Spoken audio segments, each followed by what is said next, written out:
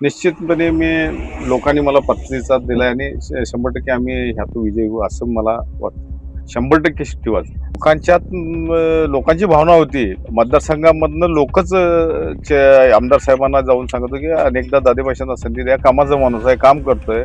अर्ध्या रात्रीला हाक मारलं तर माणूस येतोय आणि लोकांच्या जे समस्या आहेत, घरातले तंटे देखील, शिववरचं वाद देखील, हे देखील आम्ही या सातत्यानं आम्ही करत आलोय.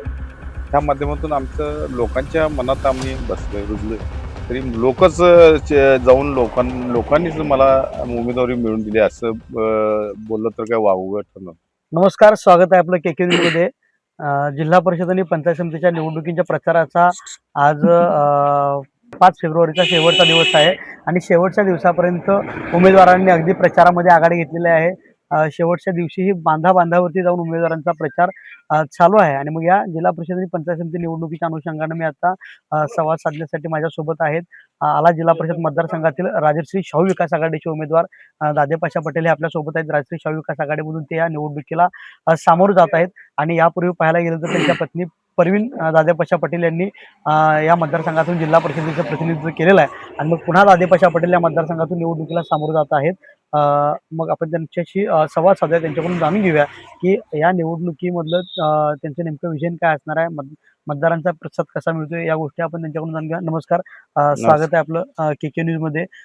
या जिल्हा परिषद आणि पंचायत समितीच्या निवडणुकीला आपण सामोरं जात आहात. मागील 5 वर्षामध्ये आपल्या पत्नी परवीन पटेल यांनी आपल्या मतदारसंघाचं प्रतिनिधित्व केलं आहे आणि आता ही संधी राजश्री शाहू विकास आघाडीनं तुम्हाला उपलब्ध करून दिली आहे ही निवडणूक लढवण्याची. काय वाटते, काय भावना आहेत?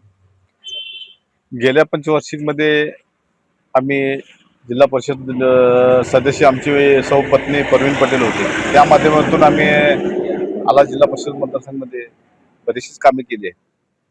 मग कामं काही थोडीफार अजून असतील तर आम्ही ह्या पंचवार्षिकमध्ये देवाच्या कृपेने निवडून जाऊ आणि ते कामं पूर्ण करू. आता तुम्ही मतदारांच्या पण जाताय, मतदारांच्या गाठी भेटी घेताय.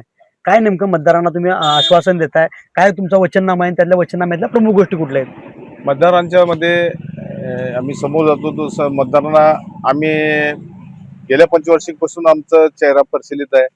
जास्त काय आमचे हे ओळख करून द्यायला लागत नाही आणि आमचा व्हिजन म्हणजे आरोग्य असेल, रस्ते असेल, गट्टर असतील, लाईट असतील, वाड्या वस्त्यामध्ये पाण्याची सोय, गटरीची सोय, लाईट दिवाबत्तीची सोय, महत्वाचं आरोग्य, शिक्षण, हे सर्व म्हणजे गोरगरीब घटकापर्यंत राज्य शासनाची जे जिल्हा परिषद मार्फत जी योजना आहेत ते पोहोचण्याचा आमचं विजन.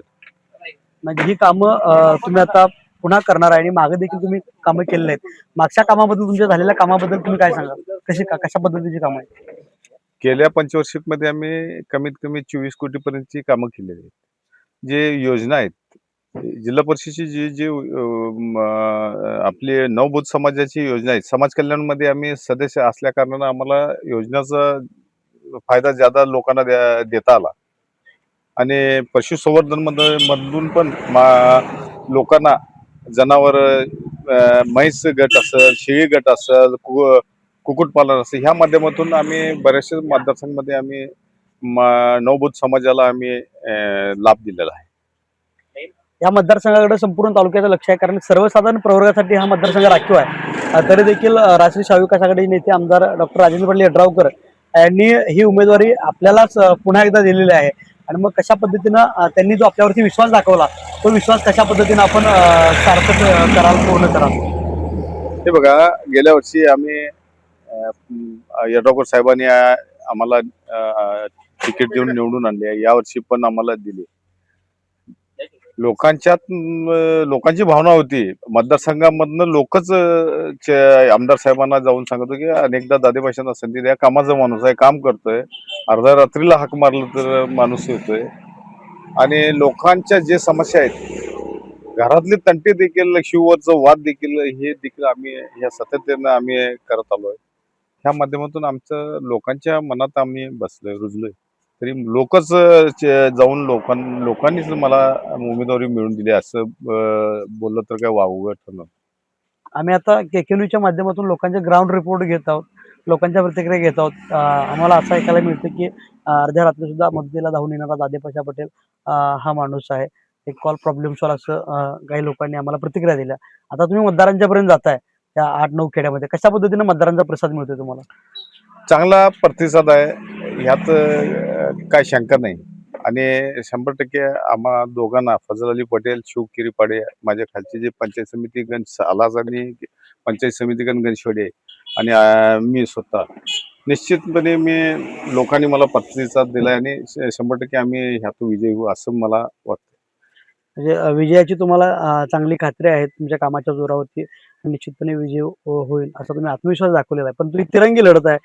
विरोधामध्ये महाविकास आघाडी आहे, भाजप आहे आणि मग तुम्ही राष्ट्रीय शाहू अशी तिरंगी लढत असताना विरोधकांचं आव्हान या निवडणुकीमध्ये तुम्हाला कितपत वाटतंय? आम्ही विरोधकांचं आणि कोण आहे समोर ते आमच्या ध्यानीमानी नाही आहे. आम्ही आमचं काम करतोय. आम्हाला काय करावं लागतंय, आम्ही लोकांना पटवून देणं आणि आम्ही निवडून येण्यासाठी आम्हाला काय करावं लागतंय हेच फक्त बघतो. आम्ही विरोधक कोण आहे, काय, कुठल्या पक्षाचा आहे, कुठल्या जातीचा आहे हे आम्ही बघत विरोधकांच्या वरती आपल्याला काय बोलायचं? काही नाही.